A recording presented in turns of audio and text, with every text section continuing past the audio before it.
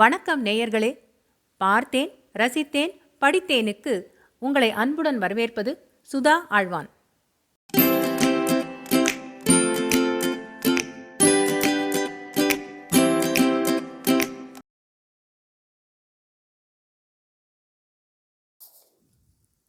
அமரர் கல்கியின் சாகித்ய அகாடமி விருது பெற்ற அலை ஓசை பாகம் 2 புயல் அத்தியாயம் 26 பேச்சு யுத்தம். வீட்டு வாசலிலே நின்ற ராகவனுக்கும் வீட்டுக்குள்ளே வந்த ராகவனுக்கும் மிக்க வித்தியாசம் காணப்பட்டது. ராட்சத சுபாவம் எங்கேயோ போய்விட்டது. முகத்திலும் பேச்சிலும் இனிமை ததும்பியது. இந்த மாறுதலை பார்த்து சீதா சந்தோஷமடைந்தாள். கோபமோ தாபமோ, நம்மிடம் எது இருந்தாலும் மற்றவர்களிடம் காட்டிக்கொள்ளாமல் நடந்து கொள்கிறாரே என்று சந்தோஷப்பட்டாள். முதலில் தாமாவையும் பாமாவையும் வரவேற்று ராகவன் குதூகலமாக பேசினான். பிறகு தாரிணியை பார்த்து, ஏது ஏது, உங்களை பார்ப்பது மூன்றாம் பிறை பார்ப்பது போல் ஆகிவிட்டதே என்றான். பூரண சந்திரன் சில சமயம் பிறையாக மாறுவது இயல்புதானே என்றாள் தாரிணி. பூரண சந்திரன் எப்போதும் பூரண சந்திரன்தான். நம்முடைய பார்வைக்கு சில சமயம் பூரண சந்திரனாக தோன்றுகிறது, சில சமயம் பிறையாக தோன்றுகிறது என்றான் ராகவன். தாரிணி பதில் சொல்லுவதற்குள்ளே, ஆனால் ஒன்று மட்டும் நிச்சயம், சூரியனோடு சேர்ந்தால் சந்திரன் அடியோடு மறைந்துதான் போகும் என்று சொல்லிவிட்டு சூர்யாவை பார்த்தான். எப்போதப்பா வந்தாய் என்று கேட்டான். சூரியனையும் சந்திரனையும் பற்றி ராகவன் ஸ்லேடையாக பேசியது கேட்டு சூர்யாவினுடைய முகம் சிவந்து போயிருந்தது.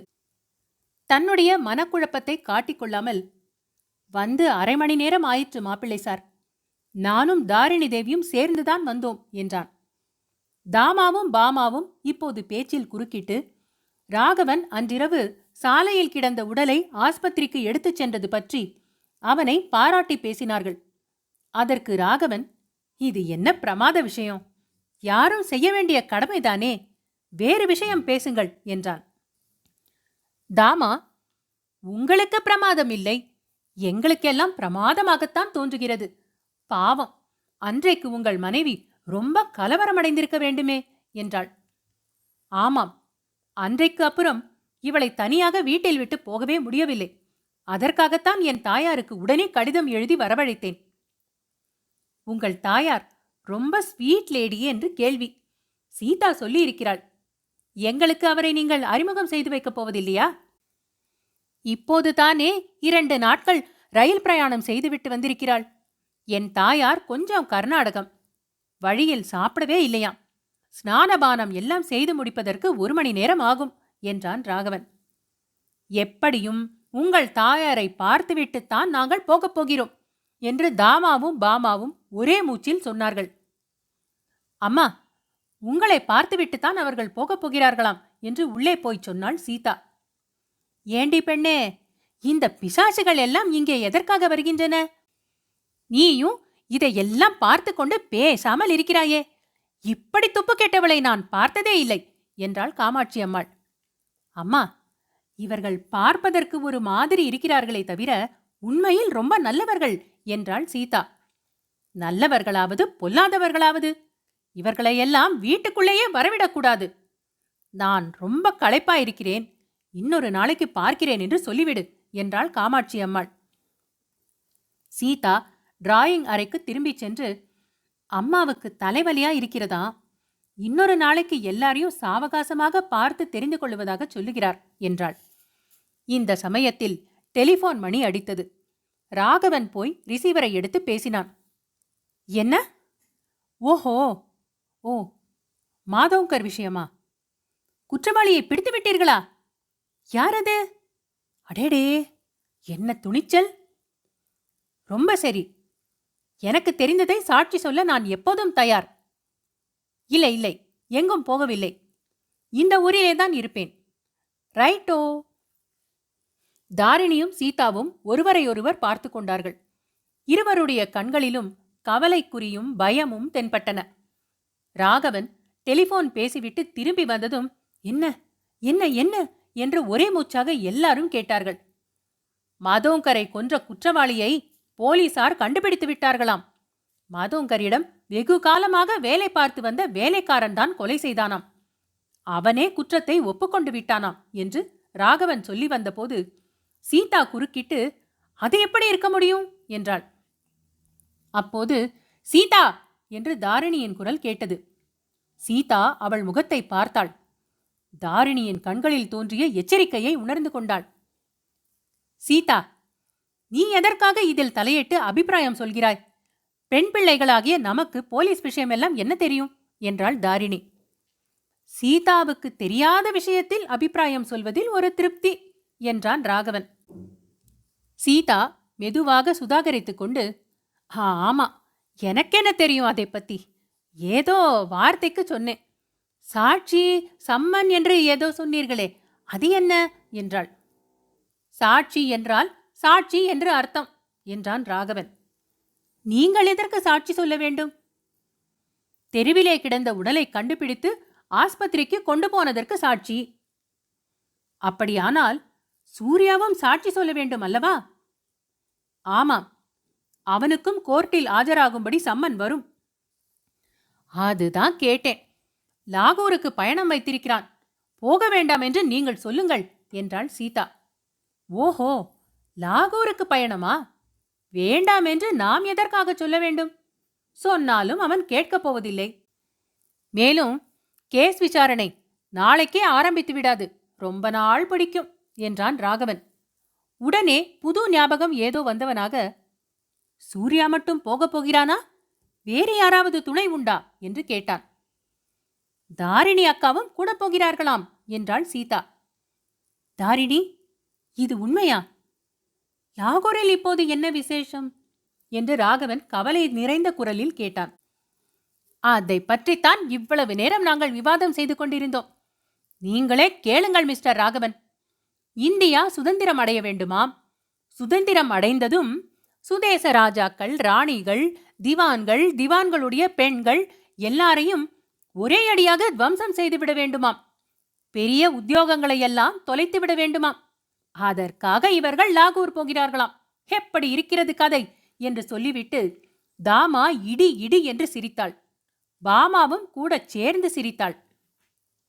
சரி, ஆனால் லாகூருக்கு எதற்காக போக வேண்டும்? இந்தியாவின் சுதந்திரத்தை லாகூரிலே யாராவது ஒளித்து வைத்திருக்கிறார்களா என்று ராகவன் கேட்டதும் மறுபடியும் ஒரு பெருஞ்சிரிப்பு எழுந்தது. விஷயம் இன்னதென்று தெரிந்து கொள்ளாமலே ஓஹோ என்று சிரிக்கிறீர்களே, அதில் என்ன பிரயோஜனம்? வெற்றச் சிரிப்பு சிரித்துவிட்டால் எல்லாம் சரியாய் போய்விட்டதா என்றான் சூர்யா. எல்லாரும் கொஞ்சம் பேசாமல் இருங்கள், சிரிக்கவே கூடாது. கப்சிப். விஷயம் என்னதென்று மிஸ்டர் சூர்யா விளக்கமாக சொல்லட்டும். அப்படியும் நம்முடைய மூளையில் விஷயம் ஏறாவிட்டால் குத்துப் மினார் உச்சியில் ஏறி தலை கீழாக விழுந்து உயிரை விடுவோம் என்றாள் பாமா. இனிமேல் யாராவது சிரித்தால் சூர்யா கையில் அகப்பட்டதை எடுத்து எரிந்து மண்டையை உடைத்து விடுவார், ஜாக்கிரதை என்றாள் தாமா. தாஜ்மஹாலில் அவன் பொம்மையை எடுத்தெறிந்து தாரிணியை காயப்படுத்தியது பற்றியே இவ்விதம் தாமா குறிப்பிட்டாள். சூர்யா அதனால் தனக்கு ஏற்பட்ட அவமான உணர்ச்சியை அடக்கிக் கொண்டு மேலே சொன்னான்.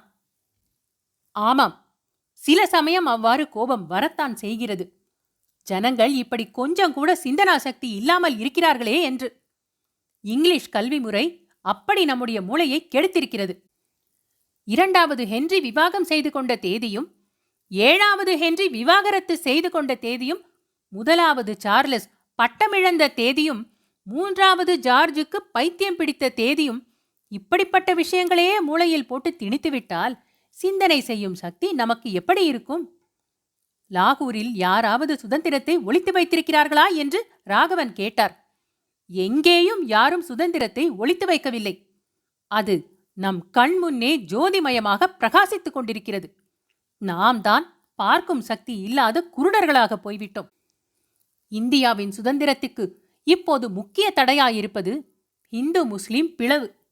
நாளுக்கு நாள் இந்த பிளவு அதிகமாகி வருகிறது. பஞ்சாபிலே சிலர் முஸ்லிம்களுக்கு தனி ராஜ்யம் வேண்டும் என்று கூட கேட்கத் தொடங்கியிருக்கிறார்கள். இவை எல்லாம் பிரிட்டிஷாரின் ராஜதந்திர சூழ்ச்சி. இந்த சூழ்ச்சிக்கு பதில் சூழ்ச்சி கண்டுபிடிக்கத்தான் லாகூரில் சோசியலிஸ்ட் கட்சி கூட்டம் நடைபெறுகிறது. இந்து முஸ்லிம் பிளவு பிரச்சாரத்துக்கு விதை பஞ்சாபிலே தான் போட்டிருக்கிறார்கள். இந்துக்களும் முஸ்லிம்களும் தனித்தனி இனம் என்று பிரச்சாரம் செய்ய தொடங்கியிருக்கிறார்கள். ஆதலால் நாங்களும் அங்கே போய் கூட்டம் போட்டு யோசனை செய்யப் போகிறோம். ஓஹோ, இனிமேல்தான் யோசிக்கப் போகிறீர்களோ என்று ஏளனமாக கூறினான் ராகவன். யோசனையெல்லாம் தயாராயிருக்கிறது. அதை காரியத்தில் நிறைவேற்ற திட்டம் போட வேண்டியதுதான் பாக்கி.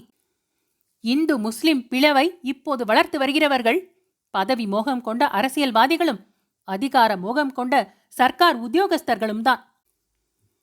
உத்தியோகஸ்தர்களை பற்றி ஏதாவது குறை சொல்லாவிட்டால் அன்றைக்கு உனக்கு ராத்தூக்கம் வராது போலிருக்கிறது என்றான் சவுந்தரராகவன். சர்க்கார் உத்தியோகஸ்தர்கள் தான் இந்தியாவிலேயே படிப்புள்ள அறிவாளிகள். அவர்கள் அந்நிய ஆட்சியை இங்கே நிலைநாட்டுவதில் தங்களுடைய படிப்பையும் அறிவையும் செலவழித்து வருகிறார்கள்.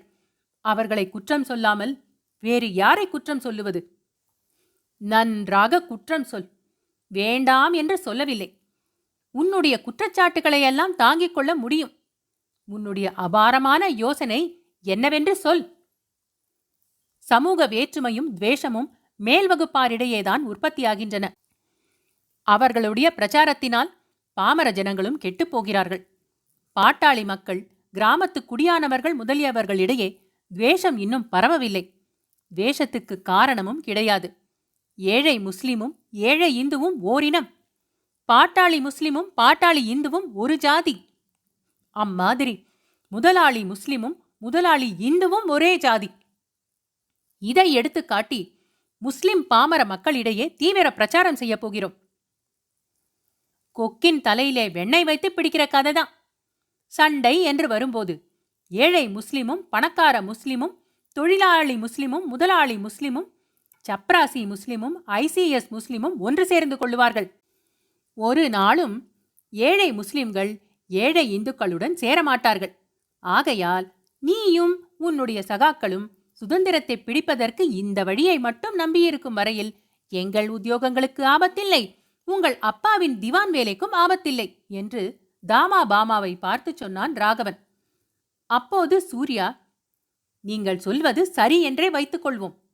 ஆனால் அந்த ஒரு வழியை மட்டும் நாங்கள் நம்பியிருக்கவில்லை. இவை எல்லாம் உபகாரணங்கள்தான். ஆனாலும் இந்தியா தேசம் வெகு சீக்கிரத்தில் சுதந்திரம் அடையப்போவது என்னமோ நிச்சயம். அதற்கு அருமையான சந்தர்ப்பம் சீக்கிரத்தில் வரப்போகிறது. ஆனால் அந்த சந்தர்ப்பத்தை நாம் பயன்படுத்திக் கொள்ளாமல் ஏமாந்துவிடக்கூடாது. நல்ல வேளையாக தீர்க்க திருஷ்டியுடன் நமக்கு வழிகாட்டக்கூடிய தலைவர் ஒருவர் கிடைத்திருக்கிறார். இந்தியாவுக்கு சுதந்திரம் அளிக்கப் போகும் தலைவர் ஸ்ரீ சுபாஷ் சந்திரபோஸ் தான். ஹரிபுரா காங்கிரஸில் எங்களை போன்ற இளைஞர்களை எல்லாம் தனியாக கூட்டி அவர் பேசினார். ஜெர்மனியிலும் இத்தாலியிலும் அவர் நேரில் பார்த்துவிட்டு வந்த விஷயங்களை எடுத்து கூறினார். வெகு சீக்கிரத்தில் உலக யுத்தம் வரப்போகிறது நிச்சயம். அதுதான் இந்தியாவுக்கு அளிக்கப்பட்ட ஒரு சந்தர்ப்பமாக இருக்கும் என்று சொன்னார். அதற்கு இப்போதிருந்தே நாம் தயாராக வேண்டும் என்றும் வற்புறுத்தி கூறினார். ஒரு நாளும் உலக யுத்தம் வரப்போவதில்லை. நானும் தான் ஐரோப்பாவுக்கு போய்விட்டு வந்திருக்கிறேன். இங்கிலாந்தில் பிரிட்டிஷார் யுத்தத்திற்கு தயாராயில்லை. ஆகையால் யுத்தம் வராது. ஹிட்லரும் முசோலினியும் வெறும் மிரட்டலினால் எவ்வளவு முடியுமோ அவ்வளவுக்கு தங்களுடைய காரியங்களை சாதித்துக் கொண்டு போவார்கள் என்று சொன்னான் சவுந்தரராகவன். இந்த சமயத்தில் தாரிணி சீதாவின் கையை பிடித்துக்கொண்டு, இவர்களுடைய பேச்சு யுத்தம் இப்போதைக்கு முடியாது போல் இருக்கிறது சீதா. உன்னிடம் எனக்கு ஒரு காரியம் இருக்கிறது, வா என்று சொல்லி வீட்டுக்குள்ளே அழைத்து கொண்டு போனாள். அத்தியாயம் 26 பேச்சு யுத்தம் நிறைவுற்றது. அன்பான நேயர்களே, இது போன்ற மேலும் சுவையான கதைகள் மற்றும் கட்டுரைகள் கேட்க பார்த்தேன், ரசித்தேன், படித்தேன் எங்கள் சேனலுக்கு சப்ஸ்கிரைப் செய்யுங்கள். பொன்னியின் செல்வன், சிவகாமியின் சபதம், பார்த்திபன் கனவு போன்றவை பிளேலிஸ்டுகளாக வரிசைப்படுத்தப்பட்டிருக்கின்றன. ஏனைய பிற கதைகளையும் நீங்கள் கேட்டு மகிழலாம். தமிழ் கதைகள் கேட்க ஆர்வம் உள்ள உங்கள் குடும்பத்தார் மற்றும் நண்பர்களிடம் பகிருங்கள். மிக்க நன்றி.